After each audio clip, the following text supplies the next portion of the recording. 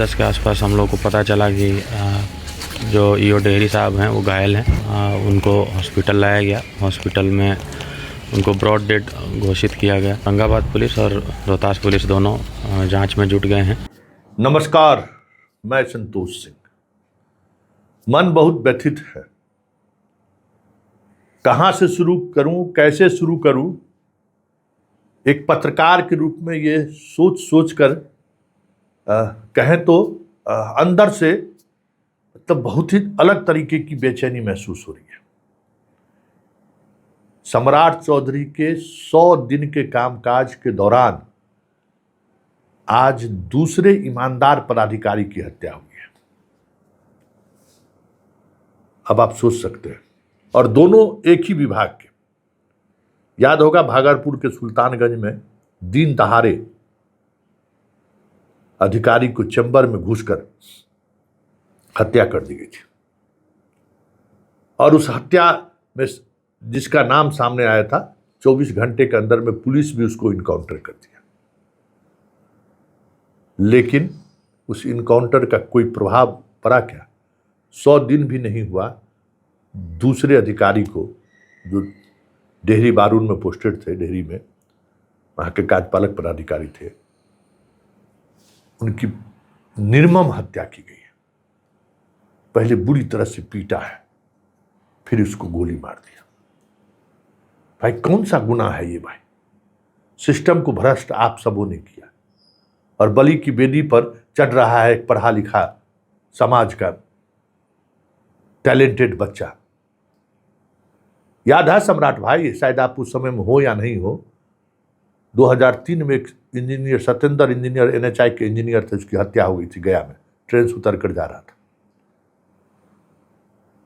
हत्यारा,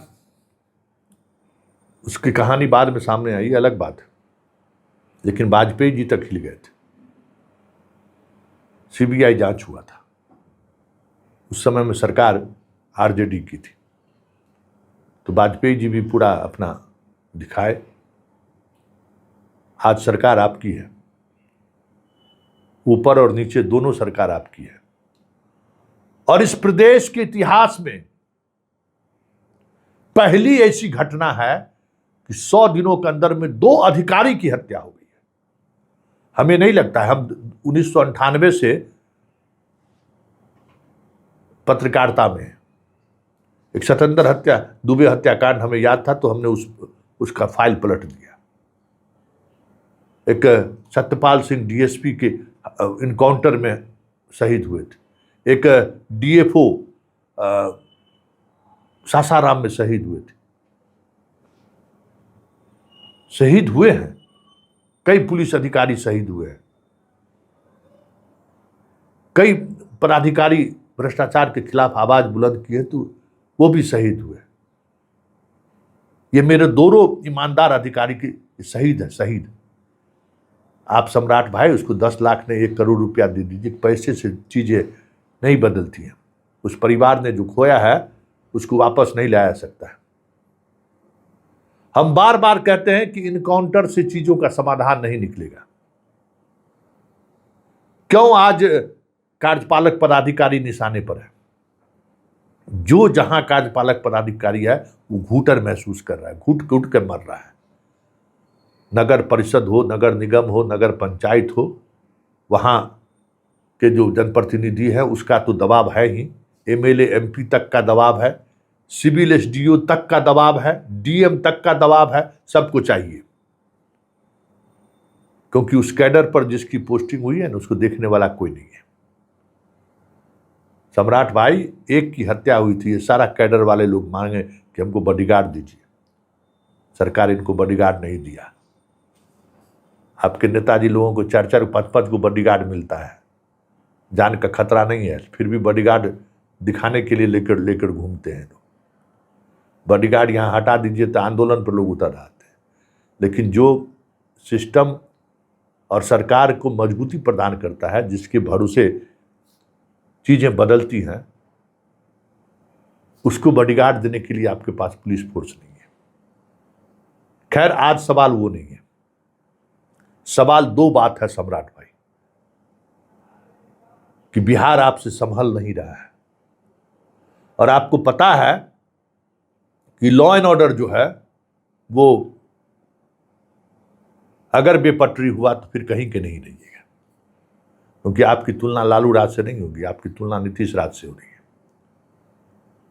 और एक बात हम कान खोलकर आप सुन लीजिए मेरी बात, कि ये जो इनकाउंटर वाली बात है ना, यह जो है ऐसा मसला है कि आप सच को छुपाना चाहते हैं, मार दो क्रिमिनल को, बात खत्म है। उसका नेक्सस क्या है, जब तक उस पर कार्रवाई नहीं होगी तब तक, जरा देखिए ना, जिस समय में सुशासन लागू हुआ था, आज तो ऐसा अपराधी भी नहीं है, उस मिजाज का अपराधी भी नहीं है, उस मिजाज का अपराधी भी नहीं है, लेकिन सिर्फ जेल भेज के सुशासन स्थापित हुआ था, सजा दिला के स्थापित हुआ था। आज 100 दिन में देखिए कितने लोगों को आपने सजा दिलाई है, जरा मूल्यांकन कीजिए। हाँ, 30 लोगों को पैर में गोली मार के जरूर आप हाफ इनकाउंटर किए हैं, 1-2 इनकाउंटर भी हुआ है, लेकिन उससे समाधान निकला क्या?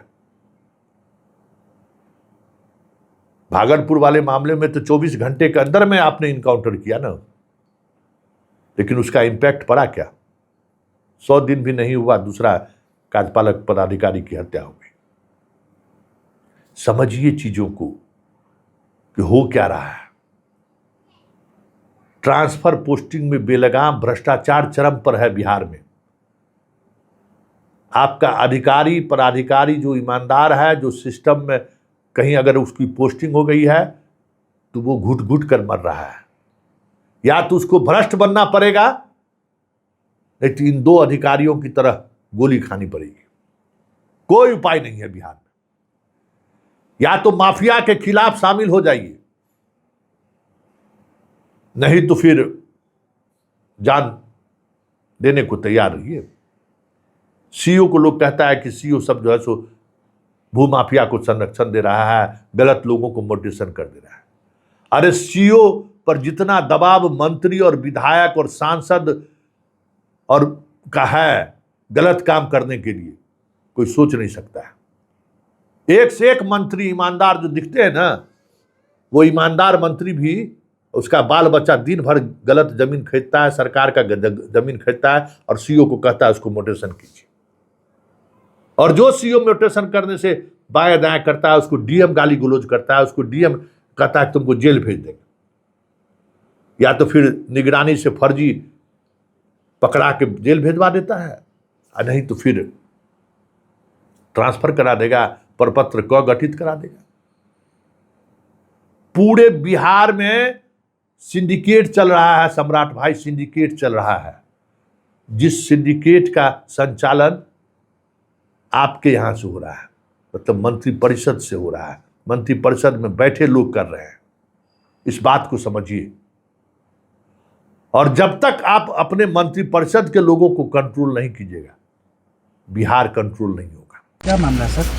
कल रात को लगभग 10:30 के आसपास हम लोग को पता चला कि जो ईओ डेहरी साहब हैं वो घायल हैं।